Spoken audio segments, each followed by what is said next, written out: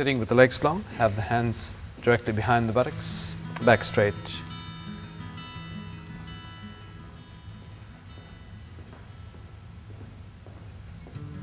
And just starting to curl the toes forward and back now.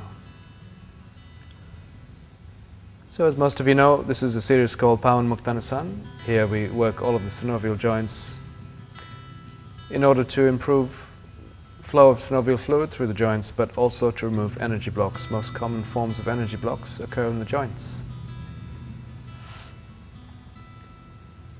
So usually this gives us time for a story, but sometimes I also take questions, and a question that I get quite often is about yoga. And what are all these different types of yoga that people hear about? So I'll speak a little bit about yoga in the modern era. So yoga was yoga many thousands of years ago, but these days there are many names for yoga. So now move the feet forward and back. So firstly, all yoga that involves postures is Hatha Yoga. But in the last 40-50 years there has been the development of many styles within Hatha Yoga, such as the Astanga Style. And the Iyengar was the first to come out. He was the first person to publish yoga books in the Western world, so around in a circle with the feet. Prior to Mr. Iyengar, there were only yoga books written by Western people. People who had gone to India, studied a bit of yoga and then gone home and written a book about it. So when B.K.S. Iyengar produced these books, Light on Yoga, just go around the other way with the feet, they were well received and he became very famous. And of course many yoga schools around the world were Iyengar approved. So thus developed a style. Since then there's been many other styles. The Astanga Style, just bring one foot in, have the hands underneath the knee, and then around in a circle with the foot.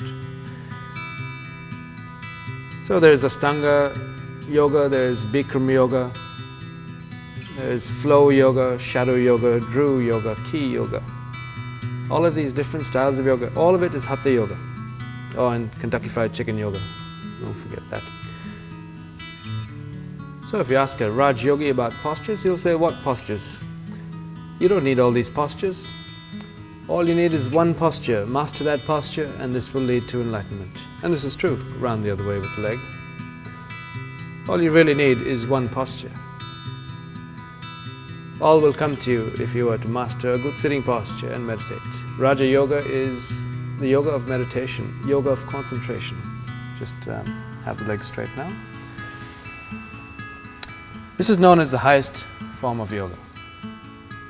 So bring one foot high onto the thigh, hold the toes and wobble the knees up and down. So Raj Yoga believes you don't need all of these postures and only meditation is the way to enlightenment. But after him may come a Karma Yogi, and a Karma Yogi, he devotes his action to God. Selfless service to man. Service to man is service to God. And all of his actions, all his work is dedicated to God. And he says, you don't need to sit in meditation or do postures. In fact, how can you make the mind still if your heart is impure? Just change legs.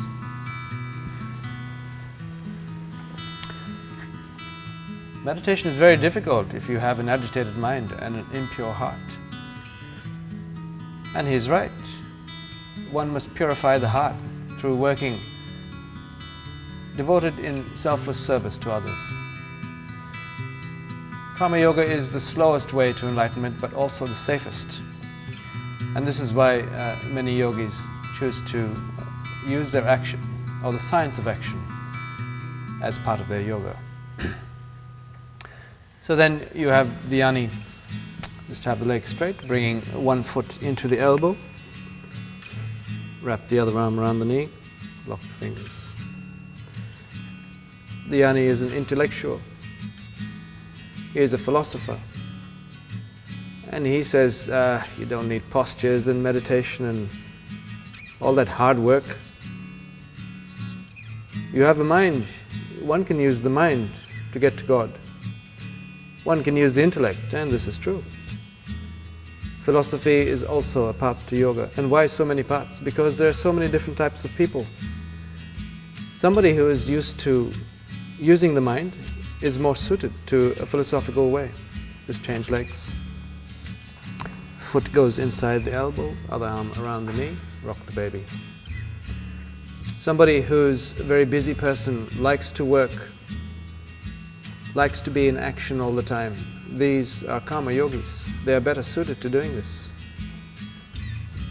So he believes that one can use the intellect and you don't really need postures, meditation or action. So then bring the leg down, cross the legs over. Having hands out, then do cat's claws. So then comes the Bhakti, and this is the fifth way of yoga. The Bhakti says you don't need any of this, for God is in your heart. All you really need to do is open your heart and look inside. It's as simple as that. You don't need postures and meditation, long hours of meditation, hard work, or even trying to figure out the meaning of life through philosophy. Squeeze tight, open wide. For what is philosophy? A collection of somebody's thoughts. If you study philosophy, is it your own thoughts? Who are you if you're a philosopher? And how can you use words to describe that which is indescribable? It's not possible. But a true philosopher asks questions, and he is always asking one question behind the truth that he finds. So hands down, just relax. Whenever you say, I know something, then you stop learning. But a philosopher always asks one question behind that. He is never happy with the truth that he has. He is always digging further and further. And this is how he finds his way to God. But as soon as he says, I know this, then he is stopped. But that is the only true philosopher there is. All else is just entertainment for the ego. Just thinking you know something about life. How can you know something about life? So then have the hands up and down. So Bhakti avoids all of this, and in the words of this modern saints, we are in the age of Bhakti. We are too busy to be doing yoga and meditation, all of these spiritual practices. It's time to open the heart, look inside, and find God. And this really is all you need to do, round in a circle. But what happens when you become enlightened? There is a great awakening of dormant energies, a big shift. Some people go mad, run the other way. Some people do enormous damage to the body because of this sudden awakening of energy. Hands down. Some people take years to get over it. One of the few people who's written about enlightenment and what he went through was Gopi Krishna. It took him 8.5 years before he could lead a normal life again after the process of enlightenment. So this is because they did not prepare the body-mind organism for such an event. And so the circle comes right back to Hatha Yoga. And this is what you're doing now. Have the hand under the elbow, round in a circle with the elbow. So Hatha Yoga is preparing the body-mind organism for enlightenment. We are removing the energy blocks. We are strengthening the nerves and the nervous system around the other way. Preparing the body and the mind. So enlightenment would not be so dramatic. Change hands. And within Hatha Yoga itself, you may have heard of Kriya Yoga and Kundalini Yoga. These are two ways, just go the other way, that accelerate the process. Have the hands down, just relax.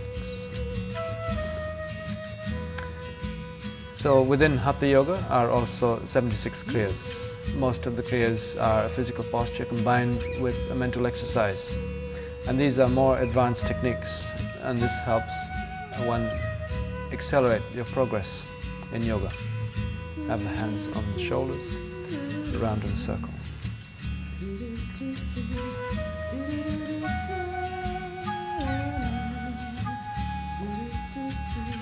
Okay, just have the hands down there. Just relax.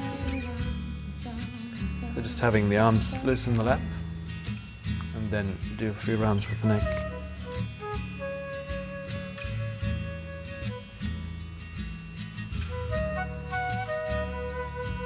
So then also one may have heard of Kundalini Yoga.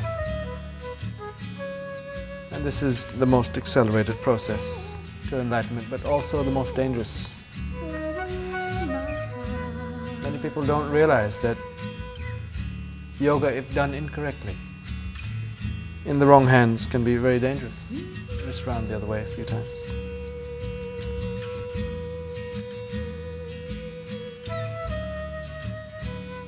For the path gets narrow in the higher regions,